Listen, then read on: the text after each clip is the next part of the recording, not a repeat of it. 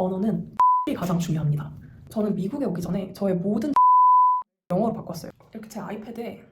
근데 이때 제가 굉장히 충격을 받았었거든요. 그리고 저희 엄마 말로는 이때 이후 제가 그렇게 영어 오디오북을 듣고 또 들었대요. 흔히 LC, RC, Writing, Speaking이라고 하죠.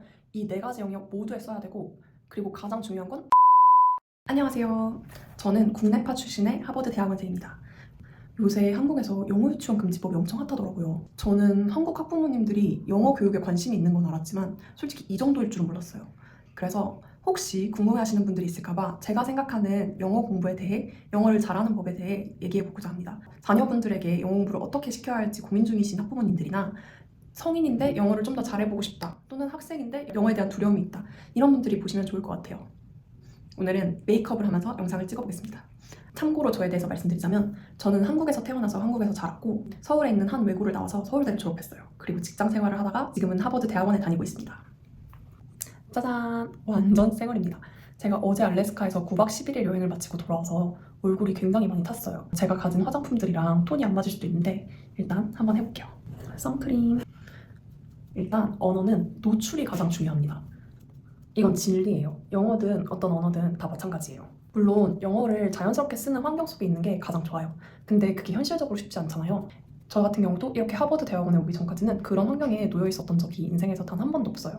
그러면 어떤 방법을 써야 할까요? 저는 영어로 된 노래, 드라마, 영화, 그리고 유튜브 이런 거에 자신을 자주 노출시키는 게 정말 중요하다고 생각해요. 하다못해 사소한 핸드폰 설정까지도 영어로 바꾸고요. 저는 미국에 오기 전에 저의 모든 전자기기 설정을 영어로 바꿨어요. 이게 저도 영어를 언어로서 열심히 공부했던 기간은 딱 중학교 2학년 때부터 3학년 때까지가 가장 열심히 공부했고, 그 이후로부터는 영어를 집중적으로 공부했던 기간이 없거든요. 그래서 대학원에 오기 전에 전자기기 설정을 영어로 바꾸면서 약간 마인드를 리셋했던 것 같아요. 저는 외고 준비도 한 선생님이 너는 일기도 좀 잘 쓰는 것 같고 언어를 상당히 좋아하고 재능이 있는 것 같은데 외고를 준비해보면 어떻겠냐?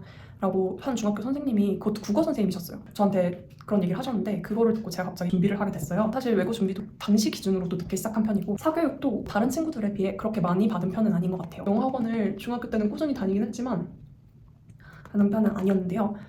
대신 어렸을 때부터 엄마가 영어 오디오북을 사주셨던 기억이 있고 부모님 모두 영화를 좋아하셔서 외국 영화도 많이 봤어요. 또 운 좋게 제가 중학교 때 이제 영어를 열심히 해보자 하고 갔던 학원이 지금도 대치동에서 유명하다고 들었는데 ILE였어요. I Love English의 약자라고 들었는데 이게 좀 웃기잖아요. 근데 그 학원이 진짜 그 이름대로 해요. 학생들이 영어를 좀 사랑할 수 있게끔 가르쳐주거든요. 근데 그 방식이 저랑 정말 잘 맞았어요. 아마 제가 유효서 원장님이 처음 학원을 열고 직접 강의를 했을 때 들었던 학생들 중 한 명인 것 같아요. 제 기억이 맞다면. 근데 그 학원 특징이 팝송, 미국 드라마, 그리고 미국 역사 교과서, 이런 정말 다양하고 그 당시에는 좀 신선한 창의적이었던 소스들을 활용해서 영어를 가르치거든요. 저는 거길 다니면서 영어에 정말 흥미를 붙였어요. 이게 단순히 내가 그냥 성적을 잘 받기 위해 또는 남들에게 인정을 받기 위해 잘하고 싶은 과목이 아니라 재미있는 미국 드라마의 내용을 더 잘 알기 위해, 그리고 노래 가사를 좀 더 잘 이해하기 위해 잘 알고 싶은 어떤 수단으로 다가오면서 영어를 좋아하게 됐던 것 같아요. 여기서 바로 다음 키워드가 나왔는데요. 바로 흥미입니다. 공부는 자기가 흥미가 있어야 돼요. 재미있다고 느끼지 않으면 그 공부를 계속할 힘이 부족하거든요. 근데 언어 공부라는 거는 단기간에 되는 게 아니라 꾸준히 쌓아 올려야 이렇게 늘고 이렇게 느는 거라서 그 시간들을 버티게 해줄 힘이 필요하고, 저는 그 힘의 큰 부분이 흥미라고 생각해요. 근데 이거는 뭐 제가 느끼기에 꼭 특별한 유치원이나 학원을 다녀야 되는 건 아니에요. 그 친구가 어떤 것에 흥미를 느끼는지 보고 그 친구가 흥미를 느낄 수 있을 만한 소재를 찾아서 이제 해주는 거죠. 저 요새 미국에서 핫한 간식인데요. 딸기 냉동 건조시킨 딸기를 초콜릿으로 감싼 거예요. 많이 먹었는데 몇 개 먹으면서 안에 딸기가 상큼하고 밖에는 다크 초콜릿이라서 맛있어요. 짜잔! 다크 초콜릿 안에 화이트 초콜릿 있고 딸기가 들어가 있어요. 흥미에 대한 이야기를 좀 더 하자면, 제가 초등학교 때 저희 가족이 처음으로 해외여행을 갔거든요. 발리에 있는 한 리조트로. 근데 부모님이 저를 키즈 클럽에 맡기셨어요. 그때만 해도 2000년대 초반이니까 리조트에 동양인들은 거의 없고, 특히 그 키즈클럽에는 저 혼자 동양인이었어요. 그랬더니 노란 머리에 백인 애들이 우르르 와서 저한테 물어보는 거예요. 어느 나라에서 왔냐고. 저를 보고 신기하니까. 그래서 제가 코리아라고 몇 번이나 말하고 지도에서도 위치를 알려줬는데 애들이 전혀 모르는 거예요. 근데 이때 제가 굉장히 충격을 받았었거든요. 그리고 저희 엄마 말로는 이때 이후 제가 그렇게 영어 오디오북을 듣고 또 들었대요. 그때 이후로 영어를 잘하고 싶다는 생각을 계속했던 것 같아요. 이 공부는 나한테 필요한 공부다, 이런 생각이 깊게 박힌 거죠. 마지막 키워드는 시간입니다. 시간, 노력. 엄청 다들 아는 얘기죠. 제가 생각했을 때 공부는 말이에요, 기본적인 머리와 흥미만 있으면 그 다음부터는 들인 시간과 노력의 게임이에요. 저는 대학교 시절에 과외를 정말 꾸준히 해서 영어를 과외했던 학생들만 10명 넘어요. 그중에 한 명은 한 5년 했어요.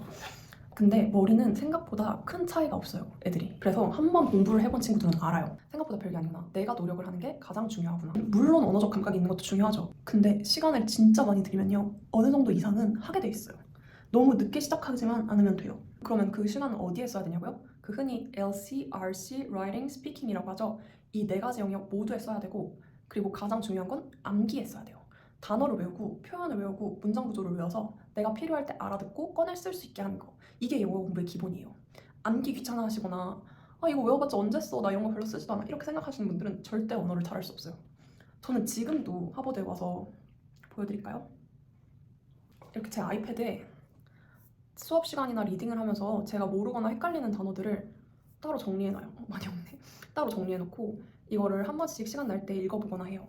이렇게 정리를 해두는 것만으로도 내가 모르는 단어가 뭔지 익힐 수 있거든요. 단어 공부는 그냥 언어를 못하든 중간으로 하든 잘하든 계속 해야 돼요. 단어 공부 어느 정도 됐다? 그럼 이제 문장 구조도 외우고 표현도 외우고 아이패드에 노트를 만들든 실제 단어장을 만들든 어떻게든 내가 모르는 단어들에 스스로를 노출시키고 그 노출을 반복하는 것만이 언어 공부의 핵심이에요.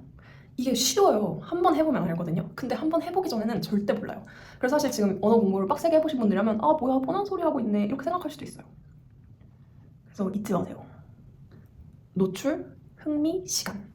이 세 가지가 전부예요. 그리고 노출은 물론 저도 여기 미국에 와서 대학원을 다니니까 훨씬 빠르게 느는 게 느껴져요.